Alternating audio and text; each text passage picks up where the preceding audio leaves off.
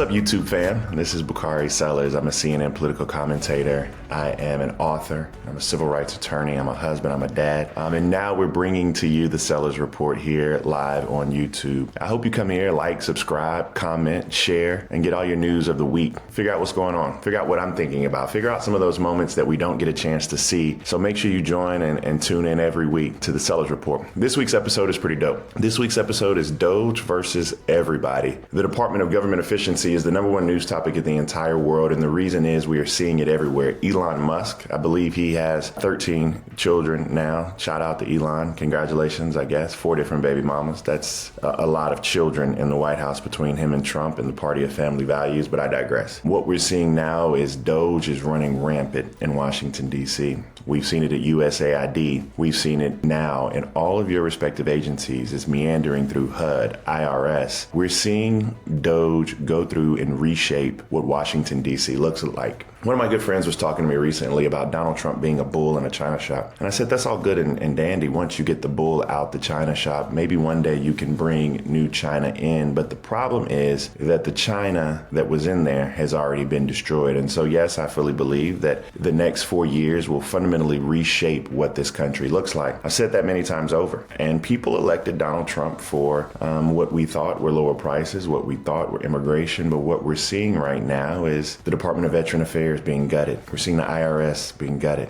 USAID, which helps people around the world, being gutted. We're seeing HHS being gutted. We're seeing all of these different agencies. And if you think it's only Washington, D.C., this is going to have an effect in your communities. There will be an impact everywhere. It's not just the mass firings. It's the civil rights divisions. It's not just DEI, but it's the programs and the scholarships that go along with that. The question is now, whatever has tangentially any effect on those 3 letters, which have become such bad letters, DEI, how's that going to affect your child's scholarships? What about the fact that Howard University is federally chartered, or other HBCUs that receive funding? What's going to happen to these institutions? And let's talk about the Department of Treasury. And just while we're at it, talking about Doge just running roughshod. Not only does Elon Musk and his young group of bandits have access to all of your social security numbers, all of your addresses, all of your filings, but we don't know what they're doing with it. And just recently, we saw where Elon Musk actually fired the 28 individuals who were over our nuclear stash simply because he wanted to. They were just rehired, so don't fret. We actually have people there who know what to do with our nuclear weapons. But again, it's Doge versus everybody. So what do we do now? The question is, do we go to the courts? We have seen that be effective. The question is, what are Democrats doing? I was going to call him Elon Musk, but Hakeem Jeffries just laid out a 10-point plan. Are we seeing the benefits of that? Is it enough? Should we protest? Should we take to the streets? Should we boycott? All of these are the questions that need answering. But I will tell you one thing, that we need leadership. And I want to make sure I get this right, because one of the things people don't necessarily see is what Elon Musk is doing. SpaceX, which Elon Musk owns, was being investigated, had violations and fines at the Department of Transportation. It was being reviewed by the Department of Interior. It had a lawsuit by the Department of Agriculture. It had a complaint filed by the National Labor Relations Board. Tesla was under investigation by the National Labor Relations Board, had a lawsuit from the EEOC, and had complaints from CFPB, the Consumer Financial Protection Bureau, which, by the way, they just disbanded, which actually cost a fraction of what it returned to taxpayers. Starlink was under investigation by the Department of Agriculture. It was under investigation by the SEC. X, which we're on all the time, was under investigation by the National Labor Relations Board, had a lawsuit from the SEC. And Elon Musk himself, his security clearance, under investigation by the Department of Defense. The FEC was investigating and had complaints against him, and the Office of Government Ethics also had a complaint. So all of these companies directly associated with Elon Musk, or what he's going in and gutting, they all had a personal interest, or he had personal interest in the results of all these investigations. And so one day on Twitter just recently, I said, why don't we actually investigate all of Elon Musk companies, the contracts, the billions of dollars that Starlink gets, the SpaceX gets, the subsidies that Tesla runs off of. Let's investigate them to make sure they're having the proper outcome. And people said, oh, we'll do it. The problem is that we were actually already doing it. And then they fired all the inspector generals.